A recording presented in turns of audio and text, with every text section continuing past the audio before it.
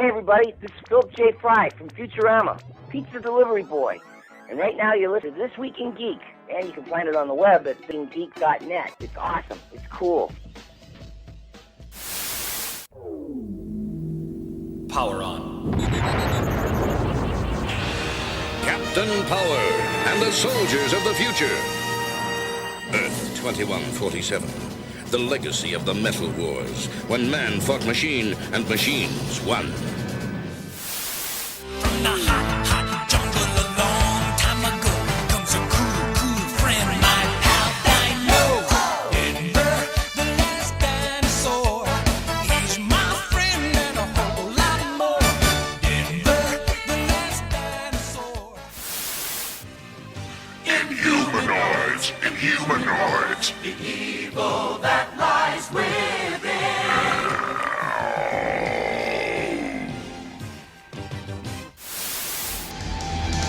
Wings of silver, nerves of steel.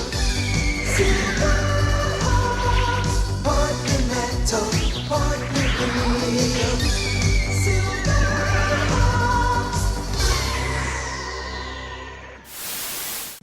Doctor's banner, belted by gamma rays. Brainiac, what is it? Look, I just want some pants. A decent pair of pants. Big man in a suit of armor. Take that off. What are you? Genius, billionaire, playboy, philanthropist. It's morphin' time! Put an ad on the front page. Cash money for a picture of Spider-Man. He doesn't want to be famous, and I'll make him infamous. My spider senses are starting to tingle. Fabulous secret powers were revealed to me the day I held aloft my magic sword and said, It's clobbering time.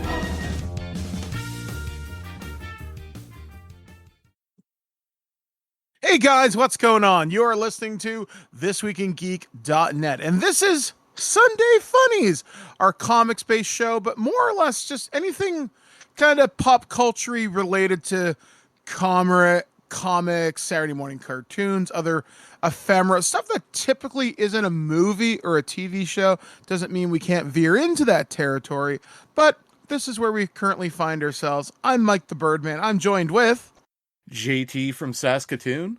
So yes, guys, we are going to be doing this. You should be hearing this during our summer hiatus. So hopefully you guys are out there. You're putting on sunscreen, bug spray. You're not getting into too much trouble. You're abiding by local fire bans, and just stay out of trouble. If RoboCop gave us any great piece of advice from the 1980s, there it is. So JT, what are we going to be talking about on today's show? Well, first of all, I just want to mention the province of Saskatchewan laughs at your human fire bans. Because the top half of Saskatchewan has been on fire all freaking year. It's not nice over here either, but I think the rain we've had recently is helping. I know where my sister lives in Quebec, it's also pretty much on fire too, so not a good time had by all. Yeah. So, and as Mike said, folks, today we're going to be taking a look back at some of our favorite Saturday morning cartoons, and kind of pitching them as how we maybe reinvent the franchise, how we might reintroduce it to the nerdosphere, as it were, and point out, whether it just be animated, is there toys, is there video games, comics, that kind of rigmarole. And before we get into our pitches, Mike, I got a small list of stuff because I made an embarrassingly long list. The first draft of which had 43 separate cartoon series. Oh my God. Okay. Hit me with your top 5. Oh, well, my top 3 that I'm doing today is going to be the Inhumanoids, Sky Surfer Strike Force, and the Centurions. But before we get into that, I made a list for the kids. These are, 6 series, I think. Bring them back, do the kind of Adventure Time, Teen Titans, the 10-minute long animated shorts kind of thing. I think these series are rife with potential and would work really well. And while I don't love every episode of Teen Titans Go, I think there's more good than bad. Same But here. Honestly, I love Teen Titans Go. That got me through the hospital back in 2017, 18. And that show got, I felt, an unnecessary amount of hate. it got Nickelback levels of hate, in my opinion. It's just because Oh, everyone yeah. is like, Teen Titans Go sucks. Why? Because it sucks. We've established that, but as with any scientific theory, you have to Provide illustrate your evidence. premise. Yeah. Yeah, exactly. So the first two shows, quick, are actually I would make animated versions of two live action shows. One is I loved watching, and this is tail end of high school for me, but I'm an eternal man child. I would make and give Weird Al another shot at animated glory with a Weird Al short series, and it's not like he can't do it because he was the voice of the main character on this Disney series, Milo Murphy's Law, where he's this young kid with eternal bad luck because he's the literal descendant of the man who first coined the phrase, if anything can go wrong, it will. There was this live action show called Los Luchadores on Fox Kids in the mid to late 90s about a masked luchador wrestler and his two sidekicks who also fought crime. It's a very kidified show, more or less like Batman 66. But for the last four shows, I would bring back a new version of Mighty Mouse, which I think would be, especially nowadays with superheroes and cartoons and everything. I would bring back a series based on the Mad Balls franchise from the 80s, which actually got with a lot of toy things, got like the one pilot episode that became like the stuff of legend because I knew that it existed, but I was never able to watch until YouTube was a thing. And that I would very much like to base on the short-lived Marvel Comics Mad Balls comic that came out in the 80s that I read as a kid because there was an actual story there, and they're not just aliens from another planet. And the last two, and these are near and dear to my heart, Denver the Last Dinosaur and My Pet Monster. Good call. Good call. Yeah, because I wanted the plush Monzy toy with the breakaway cuffs and never got that as a kid. And I want a plush version of Denver the Last Dinosaur with like the little like rose colored, rose frame glasses, like Velcro stick him inside his head. He would have that fin, that mohawk fin that he had. I would bring back that nerdy scientist who was always trying to capture Denver, and Morton Fizback, who's like he looks like a skeevy version of Dusty Rhodes, but I can't imagine that. And this is before, or at least before we knew him, the guy that brought like NSYNC and Backstreet Boys together. I can't remember that guy's name, but turned out to be like kind of a shyster. I would bring that because these are like for the kids, Yeah. And if I had stuff like this, if I had to pick a couple franchises to bring back for kids, I'm going back through my Saturday morning cartoon cavalcade or short action or short live action. I would find a way. I know Lorenzo Music has passed away, but I would love to see another version of Garfield and Friends and the U.S. Acres. USA. Like, I always thought that call. show had really witty writing. Mm-hmm. I mean, sometimes the jokes go right over your head, and I know they certainly did for me as a kid. You know what another show might be cool to bring back in this shorts thing? Mighty Max. Yeah, I mean, that's another franchise that I think was just kind of left on the shelf to not really do a whole lot with, and I'm kind of surprised they haven't done something with it. Like, if you could find a way to bring Mad Max, Mighty Max and Polly Pocket into the same universe / franchise, I think you could have a fun little adventure show. Sort of like, okay, here's my pitch for that. Like 5 seconds. Mighty Max and Polly Pocket in the same vein as Johnny Quest, where they're just going on adventures. They're maybe brother and sister, and I don't know, you create some overarching world threat if you wanted to bring over the bad guy from Mighty Max. Yeah, Skull maybe Master. Yeah, maybe Polly Pocket's like a really smart genius level person who's like, okay, Max, I know you're my little brother, but we're gonna figure this out together. That could be really cool. Yeah, have them be twins like He-Man and She-Ra. Yeah. And two other series, and this isn't for the kids, this is just for me. because they never finished the stories. Mm-hmm. Pirates of Dark Water, I would love Yep. to bring that series back and complete it. Also, the more Hector Elizondo we get in our lives, the better off we are, because that man is a fucking treasure, and I love him. Also, have you ever heard of a show called Brats of the Lost Nebula?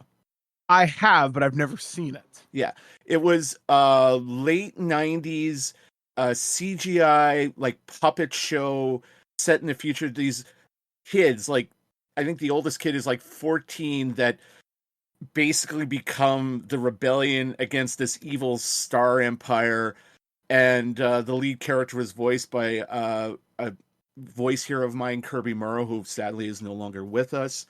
R.I.P. my friend. And that got like 13 episodes and barely got the story started and never came close to concluding. So there were a couple of other Disney shows that I remember during the early 90s 2000s that I felt really should have continued on. I'm actually really surprised they didn't.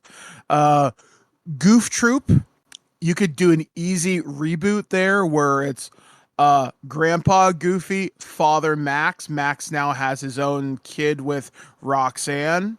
Because I know there was an episode of House of Mouse where Max shows up as a server. So they did have him aged up. So maybe bring Max into his mid 30s, early 40s. And maybe him and PJ, they own like, I don't know, an amusement park or something. I don't know. I'm just making shit up now. I think Why that'd be not? cool. Darkwing Duck. I'm surprised. I mean, yes, I know he exists in the world of the new DuckTales. I think he deserves another solo outing, especially with how popular superheroes are. And then finally, I would like to see them do more of the Saturday morning / after school teen comedy. Sort of like Saved by the Bell, Breaker High, Sabrina the Teenage Witch. I think that's an idea that needs to come back because the new Saved by the Bell, I don't know who it was for. Like, if you saw the original series, yeah, there was some nostalgia bait in there, and they did conclude a couple storylines with like Jesse Slater and Kelly and Zach and all that. Like, okay, that's fine. And now that Dustin Diamond has passed away, I don't know whether you could do that. I mean, they did say Screech. I know they acknowledged his death in canon, and they did say he was on the space station with his robot at one point, but they do acknowledge it in the second season that he's now passed away. I always thought that'd be good, and especially if you could involve Dennis Haskins. Actually, you know what you could do? Because you could make this almost a purely voice thing. You could do an animated Saved by the Bell with Mr. Belding. You put him at his first years at Bayside and you animate it. I think you could do something with that. You know what you could do is that might be fun for us older folk, because I mean that new Saved by the Bell, that was for Gen Xers and maybe some millennials. Mm-hmm. But you do, like, if you don't do a series, do an animated direct to DVD animated film that explains how Zach and Mr. Belding went from Good Morning Miss Bliss to Saved by the Bell. Like, okay, I can understand Zach and his family moving to California. Mm-hmm. Why did Mr. Belding stalk the family like that? Yeah, like there probably is something there that you could do that could be really kind of fun. And I mean, they'd have to find a way to work around the whole no Dustin Diamond because, like, honestly, I wouldn't resurrect the character, but it's not to say Screech couldn't have had a cousin or some other distant family. Like, hell, you could bring in like a female Screech or something.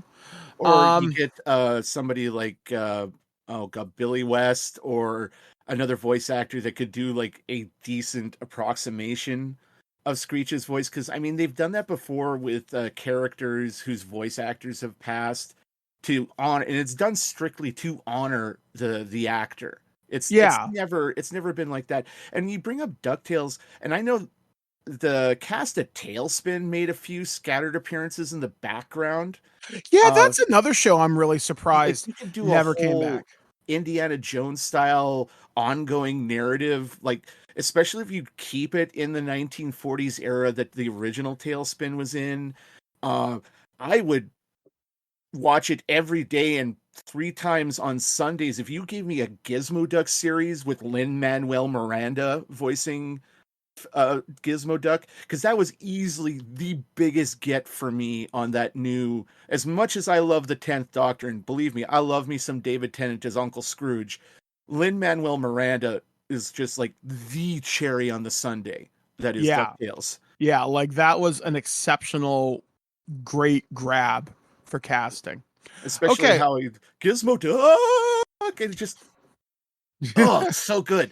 So yeah, so we each got 3 series that we're gonna pitch today, folks. I'm gonna let Mike go first. Okay, cool. So my first one is one that came to me very late in this planning process, but I realized it's probably the one I think that has the most potential, especially in this era of streaming and stuff that's happening.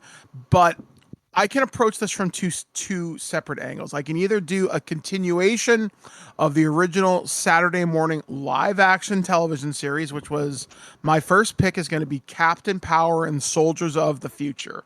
So this show originally ran 22 episodes. It's the show that had the interactive toys, Captain Jonathan Power and his buddies fighting back against Lord Dread and Volcania and his Bio Dread army of Blaster, Sauron. There was a water dude named Triton, but you never saw him. And the various like Cobra Trooper-esque goons. Yeah, so the first season ends with the power base, which is an abandoned NORAD facility they were working out of. They get betrayed by somebody. One of their own dies. Pilot Chase, I think that was her name, or Chase Pilot, whatever. Pilot dies, and it leaves Jonathan just completely not in a good space. He doesn't know if he's capable to lead anymore. I think Hawk was supposed to take over the team at this point. So I did some reading, and it turns out a good chunk of the synopsises for the second season made it to Wikipedia. So my proposition is there are 2 things. One, I think is a little too easy, but I think this might work a little bit better. So the first season happens as it does in canon.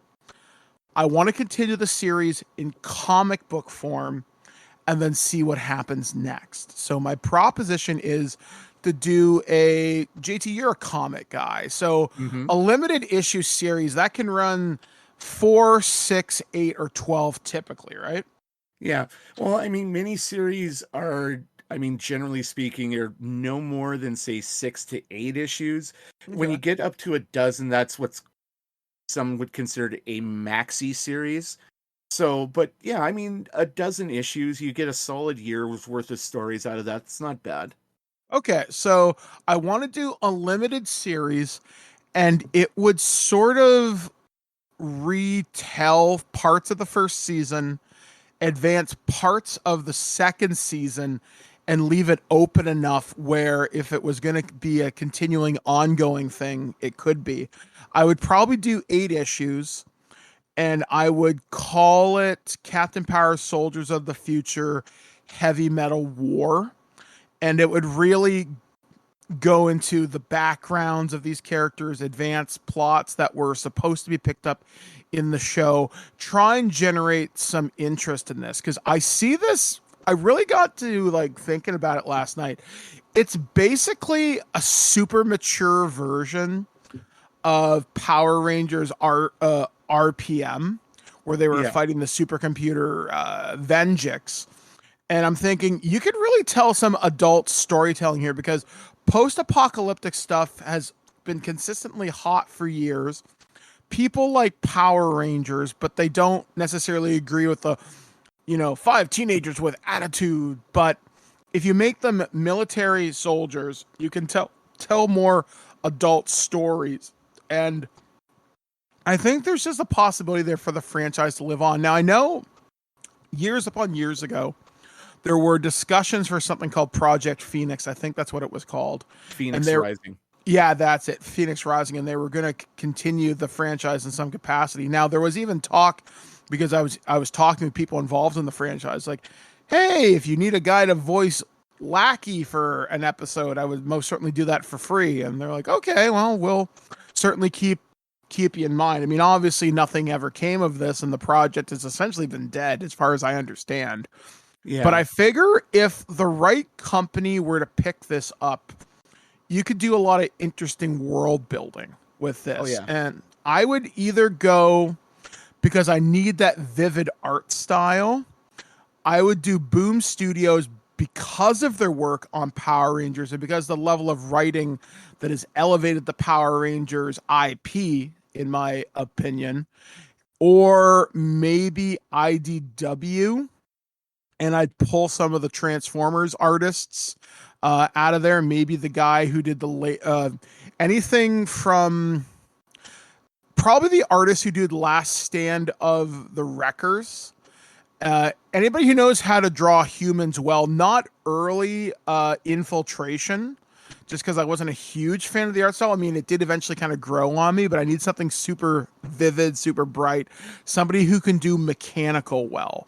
Because if you're going to introduce all these bio dreads, they have to look cool, they have to be vivid, and you know, I just think that would be the way I would approach it. And if the series is successful on in comic book, I might propose doing sort of an animated series in the same style of Invincible, be where you could tell adult stories, but it's still bright and super colorful, but you only have to rely on voice actors. Bringing the series back to live action will be too expensive, and with some of the actors no longer in that age range, it's just not possible. So Yeah. if you do it animated, you can take your idea, bring people who sound like the old actors to do it. I'm pretty sure Peter McNichol's still alive. Sven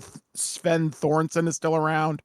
Jennifer Steen, who played Pilot, still around. So there are a lot of people who could still reprise their voice roles, or at least make cameo appearances as, you know, a secondary character, and have other people take on Jonathan Hawk, Scout. I know Maurice DeWint is still around. Actually, he follows me on Twitter. So there are possibilities for this franchise, and I think it's kind of topical. Like, you think about the threat of artificial intelligence with like Overmind and digitization, and you could pick up so many plot threads where they talked about like a biological weapon, something that could do that digitization process from orbit. And I would propose the limited comic book series ends with the defeat of Lord Dread. Not where he's totally destroyed, but I know in the proposed second season, they were supposed to team up and fight Overmind. Maybe there's something there. So that would be my pitch initially for Captain Power and Soldiers of the Future. Multi-prong, but I think there's still gas left in that franchise. Oh, yeah. And I mean, when you talk about the comics, I remember reading the first of two issues that came out way back in the day from this long defunct company called Continuity Comics, illustrated by the legendary Neil Adams and written by the father of Babylon 5 himself, J. Michael Straczynski. And I think it was the story was like part flashback to before the Metal Wars, and then, you know, set in the continuity of that first season. I love all this idea. I mean, if I were to pitch something, I'd say you could even look at doing, say, more with the popularity of Netflix anime shows. You could do something, continue in an animated form on Netflix. Mm-hmm. I mean, it's, as much as I would love to see a live action thing, I think that might be the better way to go, because you get more with the animation. And while it does cost a lot to animate all that, I don't know if I'd have to look at stats and know if it costs more or less than a live action show. But yeah, no, I remember this show very vividly. I had a Captain Power action figure. My younger brother Josh had Tank, and he had the Power Jet, like with the light gun thing that, if the lights popping from the TV would hit the reflectors, it would eject your figure out of the cockpit, and you've lost the war against the Bioborgs. Yeah, no, I dig all this stuff, man. This is awesome. And the first thing when you said Maurice DeWint, the first thing popped in my head is like, oh yeah, RoboCable Yep. from It's Prime Directives. I was doing some research for another project like years ago, and I found out Maurice DeWint did the voice of Onslaught from Marvel vs. Capcom, which was my first arcade machine I ever owned. And I really wish I had voice clips from this, because there's this wonderful clip where if you fight against Onslaught and you lose, he just comes out and says, "The dream is dead." And it's just so cool sounding. I am smiling so big right now when you told me that. And I was just like the Leo meme from Once Upon a Time in Hollywood. Like, just making like happy monkey noises.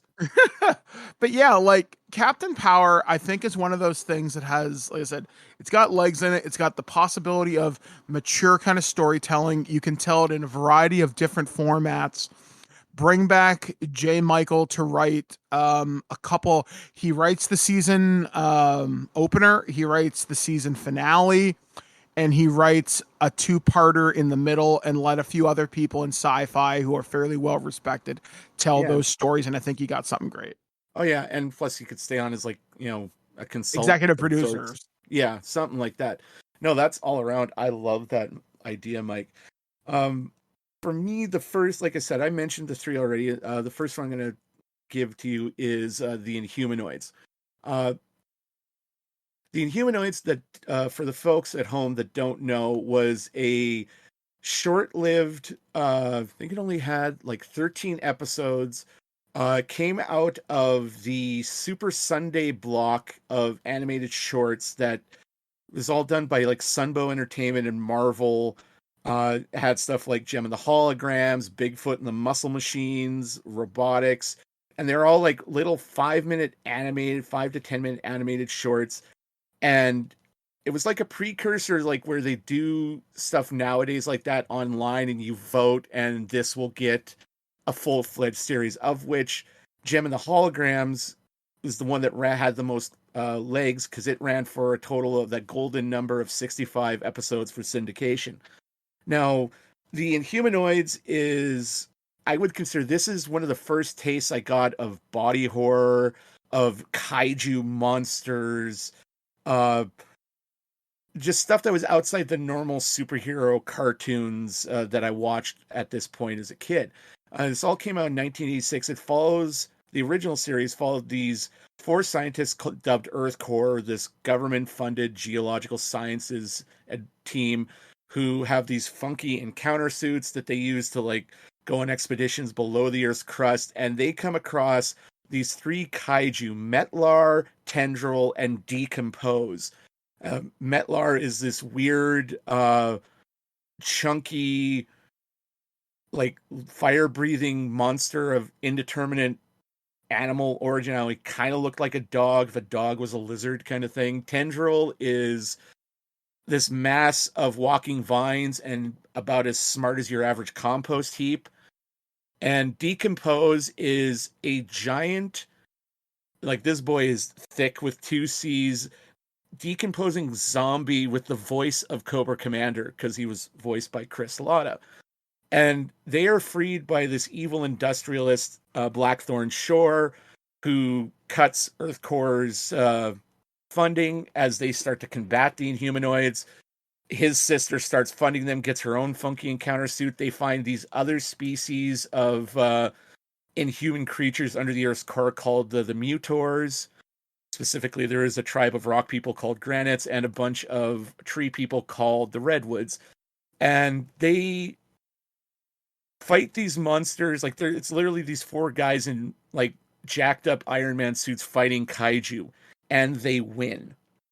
because by the end of the series, the Inhumanoids have all been recaptured and secured, and they're heroes, and the day is saved. Now, have you ever seen this cartoon, Mike? I've seen the intro, and I think I've seen the pilot episode. Yeah, and the pilot episode is like that classic 80s thing where they take the first 5 episodes and edit them together in the quote the movie. And that's how I was first introduced to them, because my dad saw the video at the corner store and he's like, John will like this, and he rented it, and I damn sure loved it. Also, the first, like I said, first taste of body art, because Decompose can touch you with one of his talons and you will turn into a giant super-powered zombie, which is what happens to Sandra Shore, Earth Core's benefactor. And you hear like that weird rubbery stretching sound as like her skin turns green and her hair falls out and horns sprout from her head. And I literally watched that scene as a kid, like through my fingers over my eyes. Like, it was horrifying. There is a character called Nightcrawler, who's this mad scientist who breaks out of prison with Blackthorn, falls into toxic waste, melts, and then Decompose brings him back as this weird H.R. Geiger doing Saturday morning looking creature. So the way I would do this with this story, I would put this on Netflix, maybe let's say 3 seasons of 13 episodes per, which seems to be about the standard for stuff like this.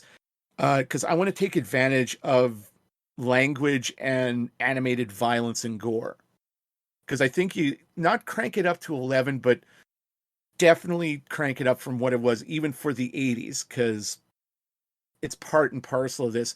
The Earth Core, I would make them more, not geological scientists. They're a group of scientists, maybe more archaeological based, that they come across these references in all these different cultures around the world of the Inhumanoids, and kind of take like that Stargate idea of how aliens influenced Earth cultures. I would have these guys be the birth of a lot of Earth's mythology and cultures from around the world, because they can travel through hidden tunnels under the earth, and to which to spread their evil and their mayhem.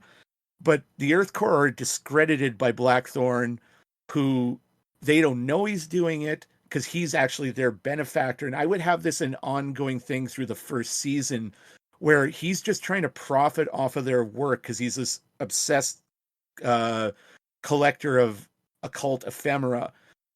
But by the end of it, he's stolen their technology, created his own suit, tried to take control of the Inhumanoids, and then in a cruel twist of fate, he's unable to do so, and he is then enslaved to the will of this trio of terror. And that's where, towards the end, you meet Sandra, who, beginning of the second series, she would start fully funding the Earth Core. They get new suits, and I would, because the original suits, like I said, are jacked up Iron Man suits, but with these new suits, I would give them something about, visually, they would look about the size of the Hulkbuster from Age of Ultron, and give them enhanced attacking abilities. This is when we get their various gear and sundry vehicles they had, like the Trapper, which I always thought was the dumbest name. It's this giant vehicle they use traveling through this current with a giant grabber claw on it. And I don't know, the Trapper I would just call it the Claw, because that's what it is. Mm-hmm. And in the second season, they actually introduced a couple of new, in the original series, they introduced 2 new, I want to name the team something, and Earth Core, would, not the Earth Corpsman or something like that, but they get 2 new members. One is a guy named Tank, who's a Russian tank pilot who, after coming in contact with Earth Core and the Humanoids, takes the remains of his ruined tank and builds his own battle suit to fight the evil with. There's also another character called, I think his name was like Skyburst or Skystrike or something. No, Saberjet. And his name is basically, his name is the same name as the character Ace from G.I. Joe. In fact, because this was made by Sunbow, there's a few characters that kind of cross between like G.I. Joe and Transformers and Inhumanoids. Like Victor Ramirez, who's this Geraldo Rivera-esque reporter who actually went across all 3 series. Definitely have that guy in there somewhere as more of a internet style, like Mythbuster type that no one takes seriously, and he becomes more of a humorous nuisance than anything. And then get into the third season is when the world comes and what's the word, gets behind Earth core, and it's Earth versus the Inhumanoids, which would lead to this massive 3-part finale where it's literally the whole planet's going to war with these monsters. And I would definitely introduce new Inhumanoids throughout the series. They actually added a couple in the later part of the series. One's a giant snake beast called Slither. The other is this one-eyed gobbling machine called Gargoyle who literally eats anything. And I mean, that's all well and good, but what I think, besides the anime series here, you could do so much with merch sales, specifically toys. And you look at stuff like Gundam Gunpla model kits, or you look at the recent line of Gargoyles toys from Super 7, which are just inhumanly, see what I did there, inhumanly well detailed. And I think that's something, because if you do like the monsters right, you do the Earth core right, you could get some real good money here. Now, the reason I picked this one to pitch is because I think, you look at the Monsterverse, like the new run of American-made kaiju movies with Godzilla and his friends. There's constant stuff coming out of Japan, like Shin Godzilla. They got the Shin Ultraman now, which is awesome. If you love that, check it out. I just think there's some real legs here because everyone loves monsters. Everyone loves heroes. And what's better than heroes fighting monsters? Yeah, I mean, it's one of those franchises. Again, I'm surprised no one has done a whole lot with. I mean, considering certain comic companies had carte blanche of certain licenses, I'm actually really surprised we never saw Transformers versus Inhumanoids, or if some of the monsters didn't show up in GI Joe. I'm actually really surprised that didn't happen, or if it has, it's news to me. Like, and again, the design of some of these things is so iconic. I mean, the plant-based guy is a fairly frequent Inhumanoids toy I've seen pop up in a number of toy shops. Decompose still goes for really good money. If you're looking to buy a used one, you don't see a lot of the Earth core stuff, or at least I know there's like a couple of figures, but the big ones are always the plant-based guy and Decompose, and the other dude not so much. Yeah. But you're right. Like if a company like Super 7 did it, and if you had, because you'd want it to look cartoony. You don't want to go super hyper realistic with a company like, say, NECA. But yeah, I think if you did the animated series and were to raise the bar a little bit, you could take a kid's property and really make it something cool. Oh yeah, and I mean, comics go without saying with all three of my choices. That's why I didn't bring it up, but I'd have to look it up because I can't remember the artist who did the initial run on Mighty Morphin when the Boom Studio series started. But Ryan Perot or something? No, he was the writer. Well, I thought that was Kyle Higgins. Yeah, no, yeah, you're right. Yeah, it was Kyle Higgins, Ryan Perot or something. And there's one that's doing it like right now. I'd also think would good. And even somebody like Guido Guidi, who is one of the many wonderful artists that worked on the IDW Transformers series. He makes a fantastical look animated in a way, and I think that would work. So, I mean, that's mine. What's your next one, Mike? Silverhawks. Yes. Yeah. So for those of you that don't know, there was this group of basically intergalactic policemen, sort of run by Captain Stargazer, if I remember right. And basically they would go out there and protect the space lanes. There was Steel Heart, Steel Will, the Copper Kid. I can't remember the main character's name. It'll come to me. Quicksilver. Quicksilver, and there was Bluegrass, and they would fight against these monsters from this monster planet: Monstar, Melodia, Buzzsaw, all these crazy people. Mumbo Jumbo was another person. So the idea would, simply just be reboot the series in comic book form, do it as, I would propose ongoing, and I would start to bring in other franchises as I go. Because I think, again, just the fact that it happens in space opens you up to so much crossover potential with other like franchises that have happened in that time period. So yeah, I think Silverhawks, like, it's got a cool visual look to it. Partly metal, partly real. Yeah, and like you think about it, you could cross this over with so many other franchises from that era, like, because they can travel to different spaces. They can, in theory, probably go through space and time if you really wanted to get funky there. Like, one crossover I would do for fun, because I was surprised just how well it was done in the Transformers comics, I would cross them over with ROM Space Knight. Considering they're both intergalactic yeah. Like, it was such an interesting idea, with ROM being this huge, I represent this order, we help keep peace in the universe, we must do this, do that. And what if he had to cross lanes with like the Silverhawk, saying, well, this guy's in my jurisdiction, and ROM's like, no, he's offended this person, we have to go deal with him. And you could have Silverhawks fight, ROM and his buddies. That could be really cool.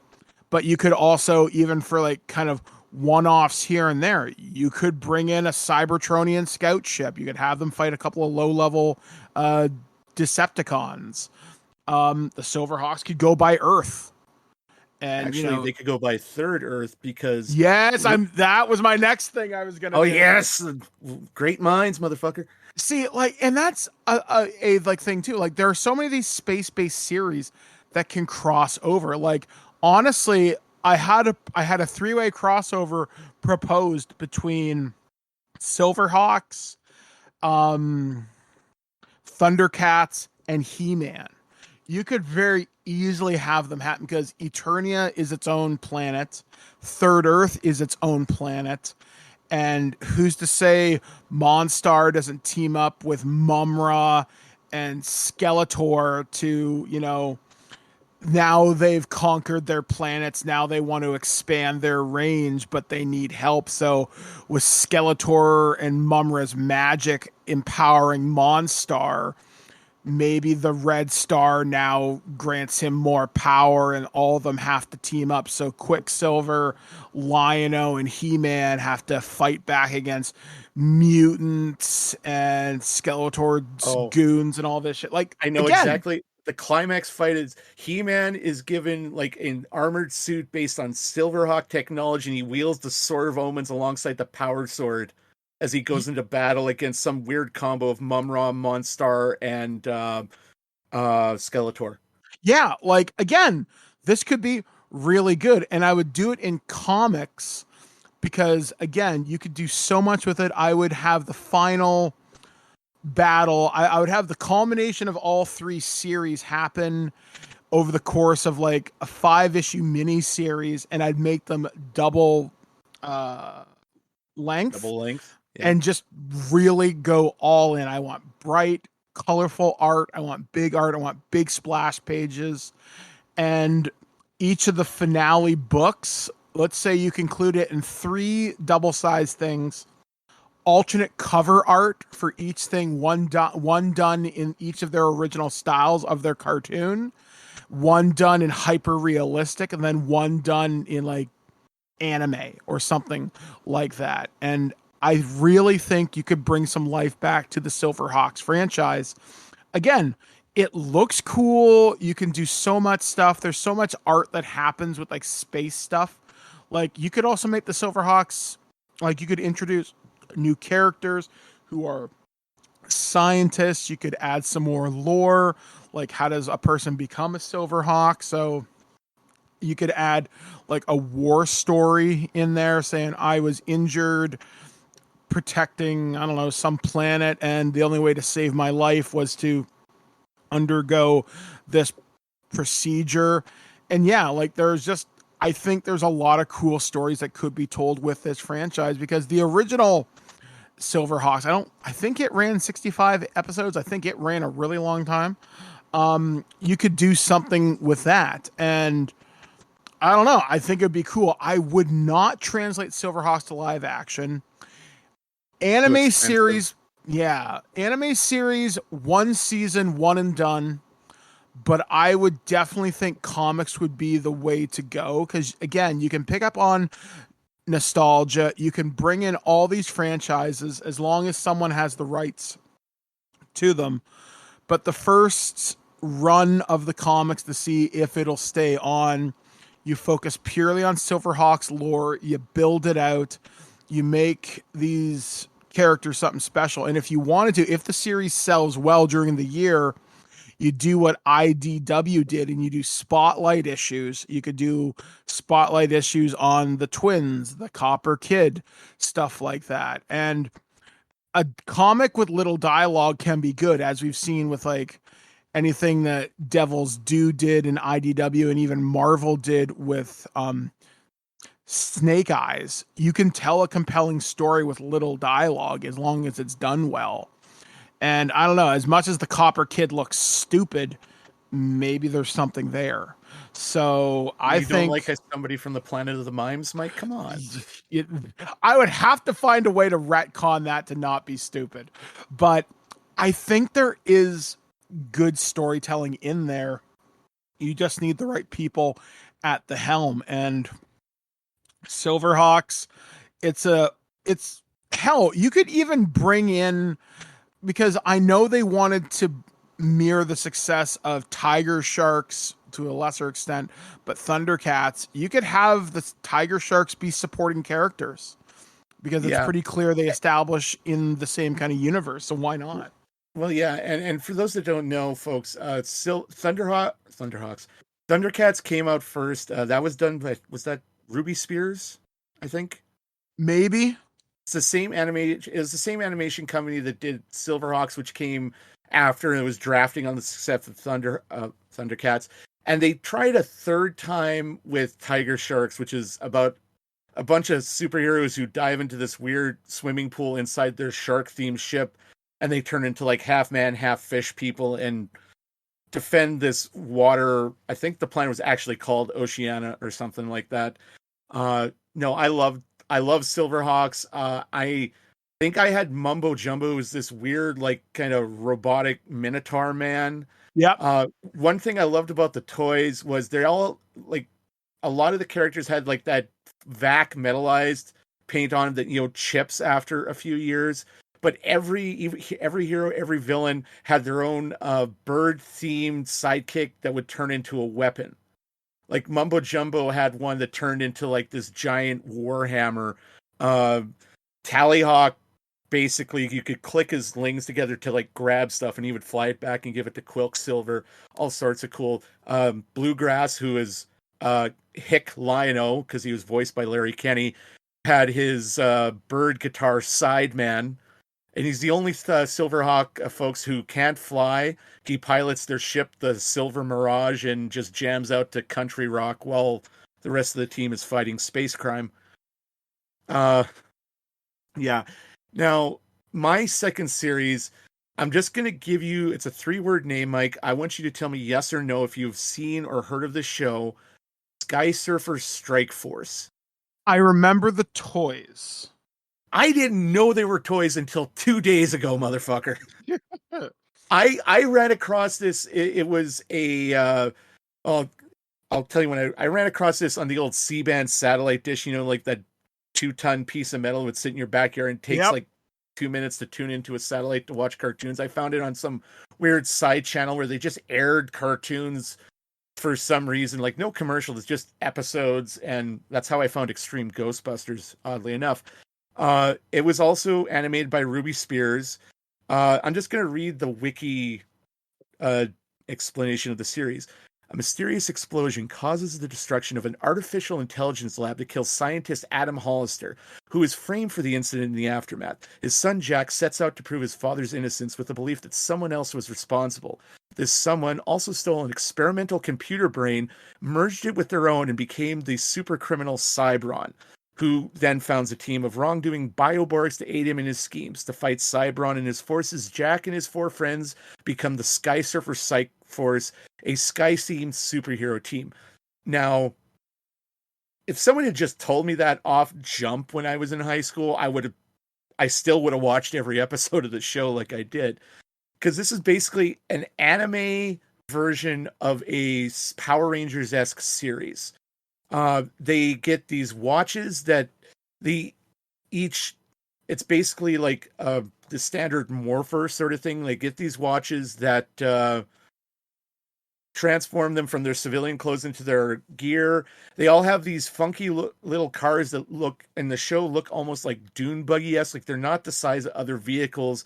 And these things then collapse and turn into flying surfboards like the rocket racers from Power Rangers in Space. Mm-hmm. You know, those cool little rocket boards they all had. Actually more closer to that rocket board that Daniel had in Transformers the movie. So you got the leader is Jack, who is Sky Surfer 1.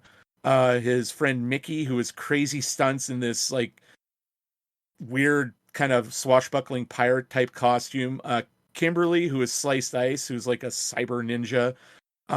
Aaron Forcer, who's this guy, big black guy named Nathan, who basically looks like he's wearing one of those old school leather pilot caps with the goggles, like what the wife wore at the beginning of Up, you know, before we all cried in the theater.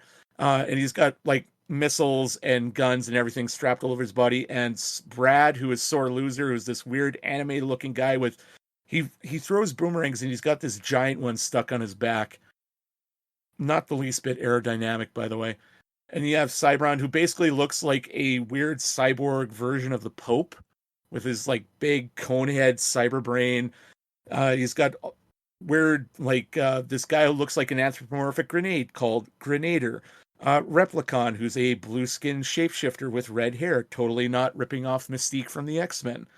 And a whole bunch of other weird named guys. Now, what I would do with this series is I would actually provide a bit of a backstory.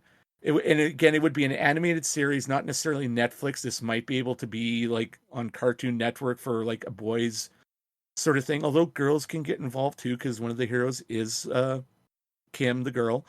I will give an origin to their abilities, because you really just get the origin in the show's intro, and that's it. To the best of my knowledge, and while I haven't seen every episode, and it did run two seasons for a total of, what was the count? 26 episodes.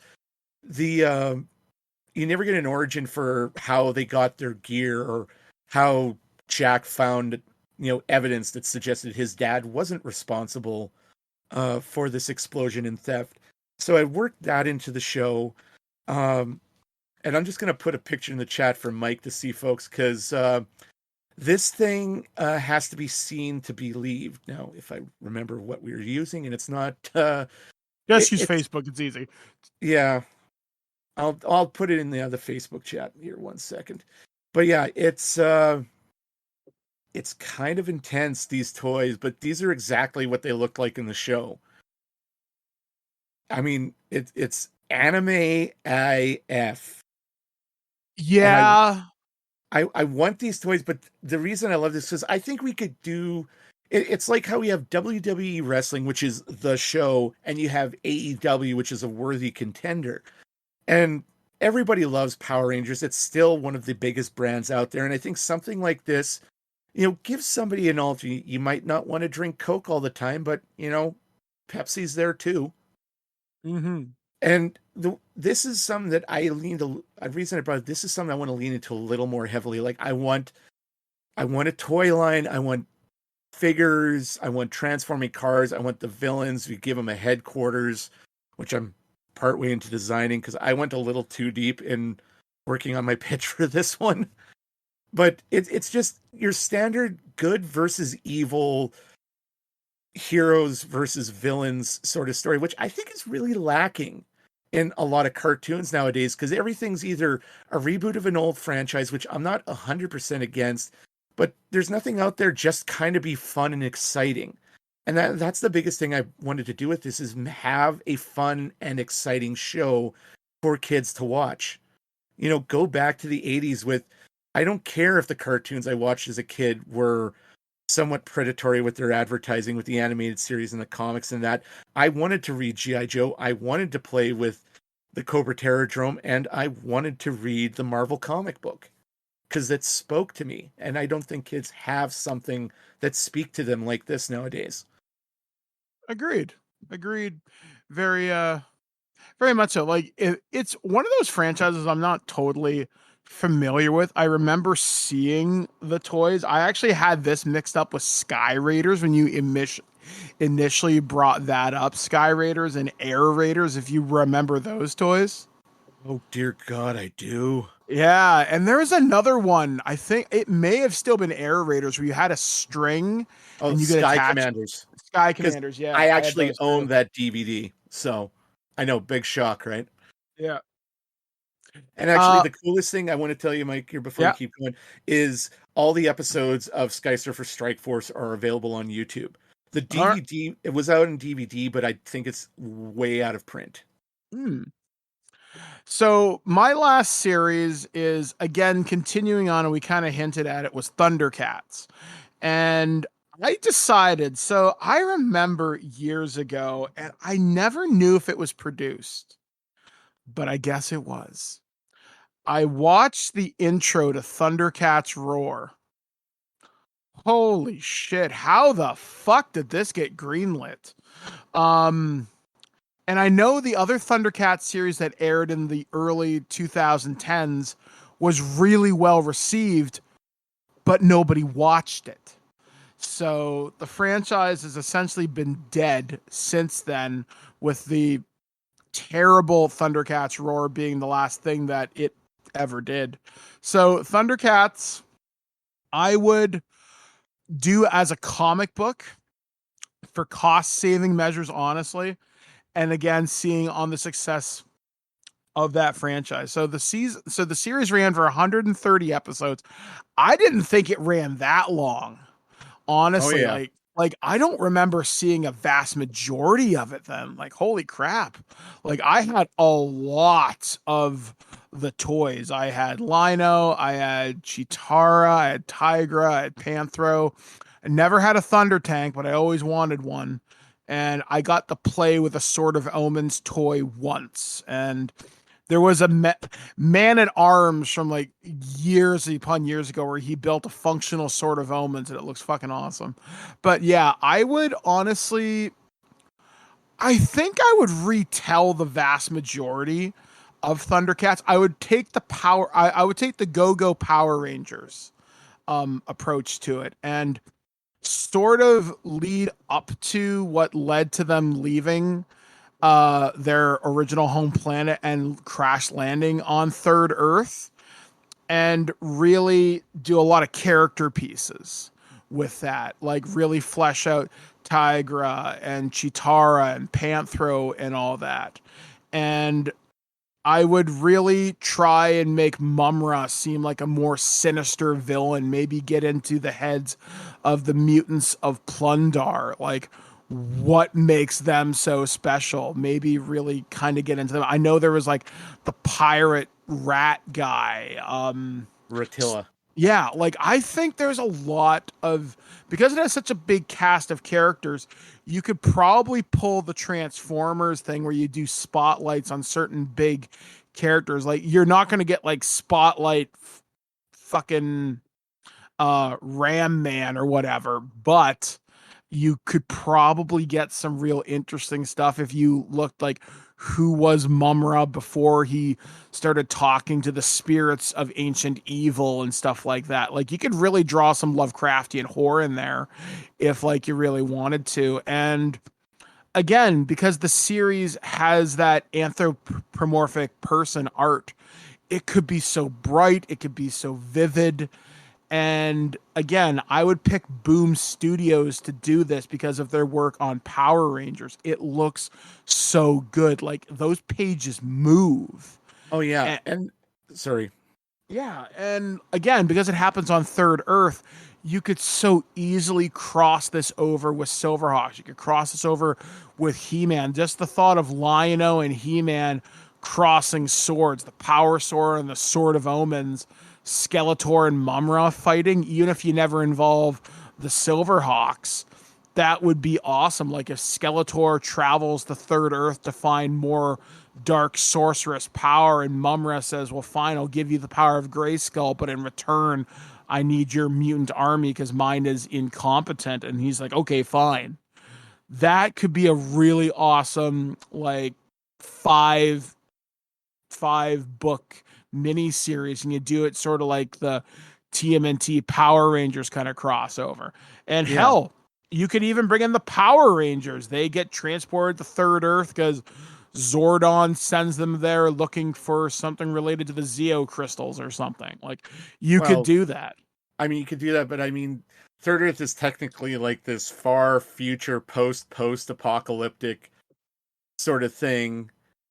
I mean, it's your story. I'm just saying, like, in the cartoon, that's what the setup was. And then I think the 2011 series, like, they again crashed on Earth, but like Mumra was like this weird, he's basically the Emperor Palpatine on crank with this entire armies of anthropomorphic animal soldiers on his ship. And that's what the pyramid is. It's the remains of his ship that's, you know, crash landed on Third Earth.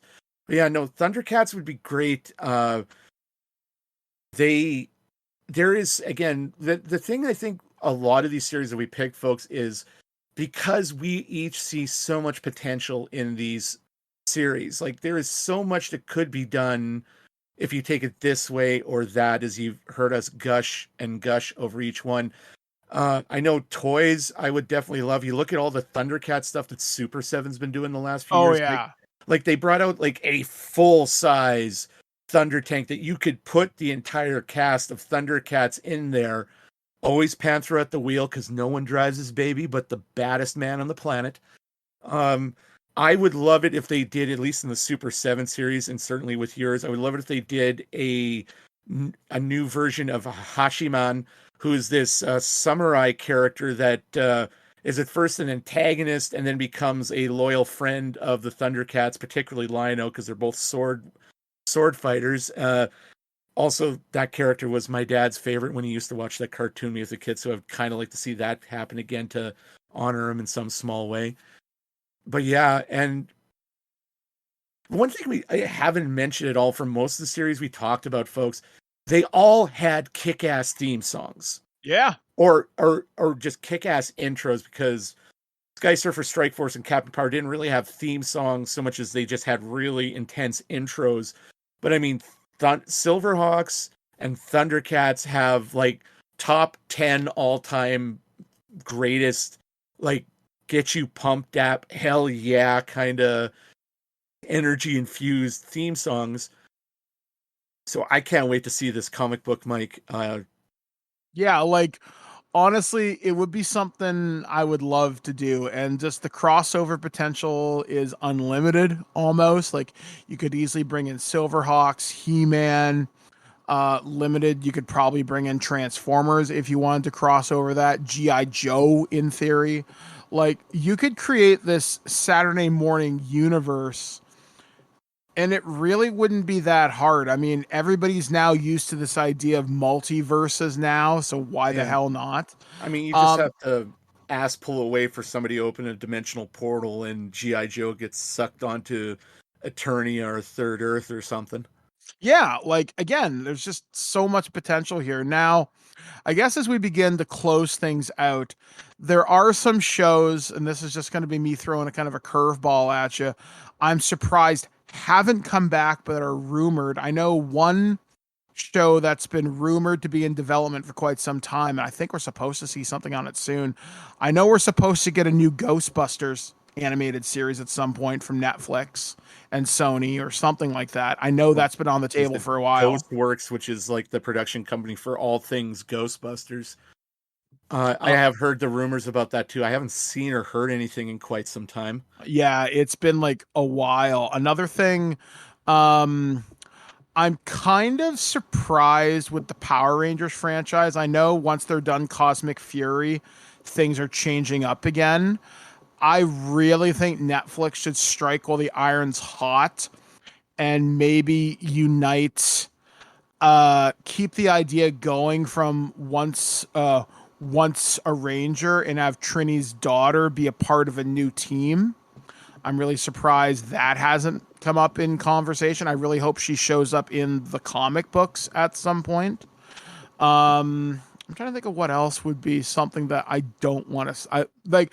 There are very few series that I think should stay as they are. I know with X-Men 97, I know the guy that played Cyclops has passed away. So I'm very curious who they're going to get to voice that. I know the guy who played Magneto has passed away. I'm pretty sure both Captain Power alumni, and I think the guy who played Lord Dredd played Magneto. So Holy shit, he did. Yeah. I'm hearing their voices in my head right. Holy crap. One thing I would love to see as a one and done, and I know it exists because it is completed.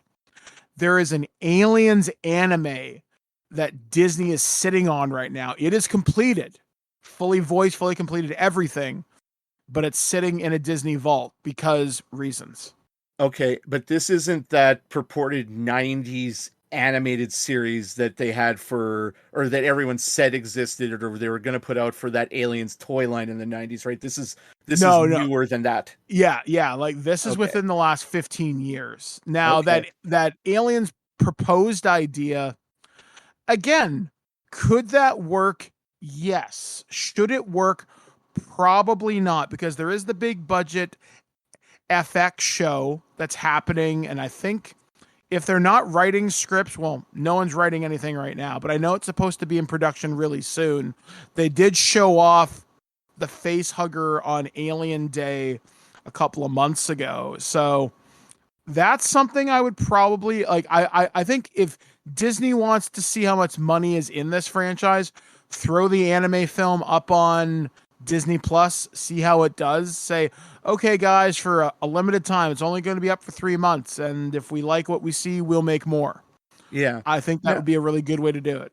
Now, I did mention earlier I had the third season Centurions, but as we're running short, I'm going to save that for another episode. So let's face it, we've probably both got mile-long lists that we could do this as like a semi-recurring series within the series here. So the last few shows that I want to mention are stuff that comics would be great, video games like Sky Surfer Strike Force, like the names of the heroes are like, make them gamers and create your own hero in that vein with the game. But the last few shows I want to mention, I want to see toys based on this. Like short list, like I said, we had Centurions. I would love to see a new, like re-engineered, maybe some new designs on the classic kit. That if you didn't see that show, folks, it's these 3 guys who can call down various mech assault systems that attach to their bodies through these cyber suits that they wear. They shout power extreme and they merge with these weapon systems. That would be awesome.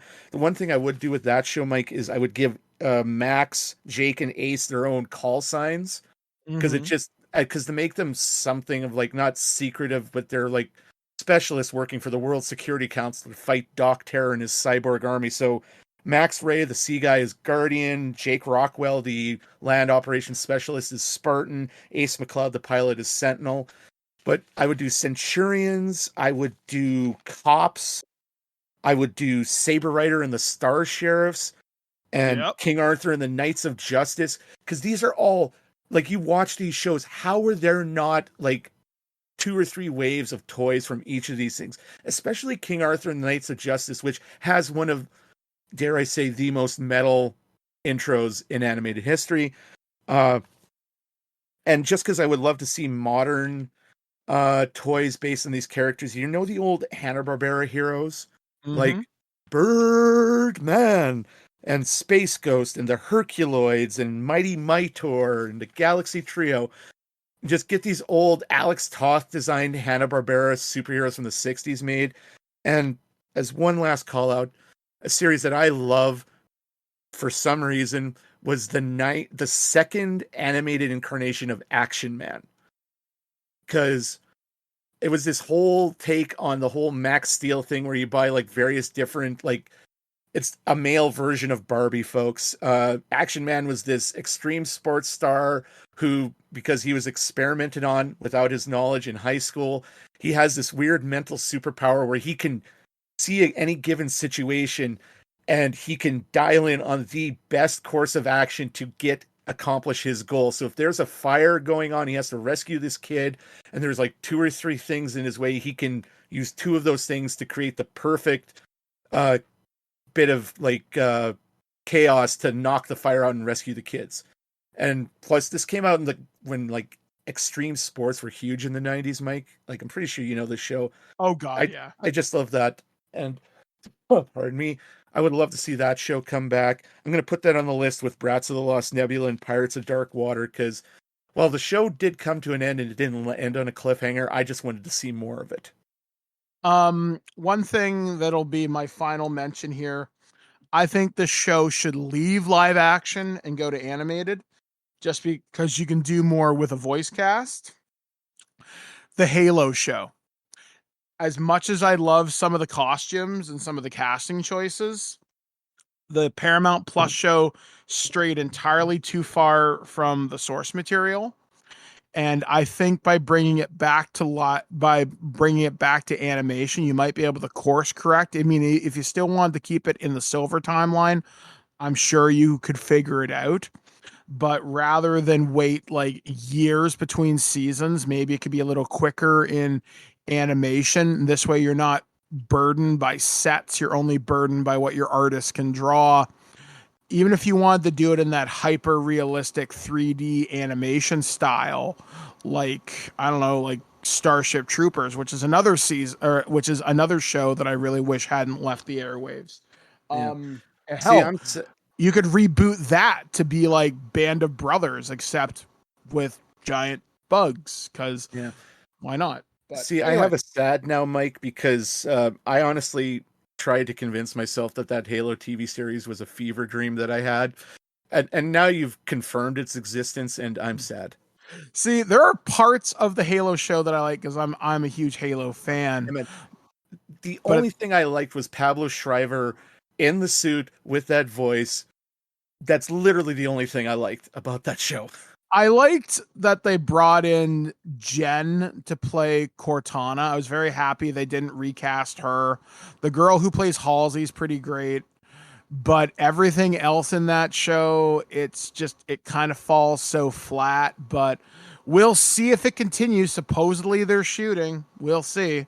So yeah, that's going to do it for this edition of Sunday Funnies. We'll probably record one off in July just to make sure you guys have something. But yeah, so thank you for joining us here in the Funny Pages. I've been Mike the Birdman. JT, take us out. Yeah, I'm JT from the Saskatoon. We'll see you in the Funny Pages, folks. Later.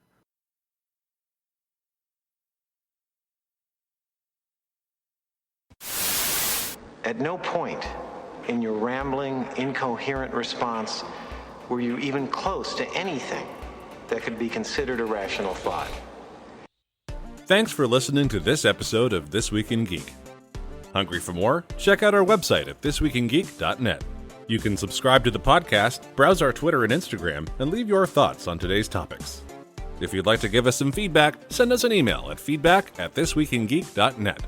Tune in next time, and remember, lower your shields and surrender your listenership. We would be honored if you would join us. Thank you for your cooperation. Good night.